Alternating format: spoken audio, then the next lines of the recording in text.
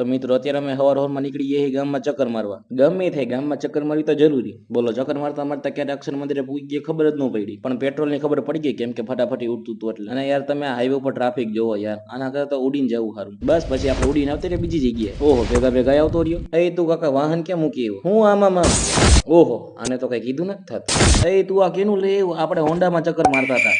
अभी मैं गाली नहीं दे सकता। नहीं गाली नहीं देना।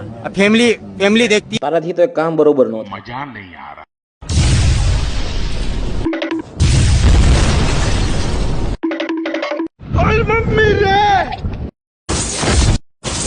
હા તો હવે બરોબર વસ્તુ લઈ આવ્યું. બસ હોન્ડા આવતા જ મને મારા ભાઈબંધ વયા ગયા ઘરે. તો હવે તો ઘરે જવું પડે ને, હવારુના ગામમાં રખડી. હવે રાત પડે કે ગામમાં જવાય નહીં, છાનમુનું ખાલું ટરીને ભાર દઈને બેહે. બહુ રખડી લીધું હોય છે, બહુ પેટ્રોલ બા લીધું, શાંતિથી બેહો હવે. આ જોવો ને તમે, આ બધાની દેવ દિવાળી મનાવવાની આખી સ્ટાઇલ જ અલગ છે. માણા ફટાકડા સળગાવે, હા ઝાડવા જ હરગાઈ નાખ્યા.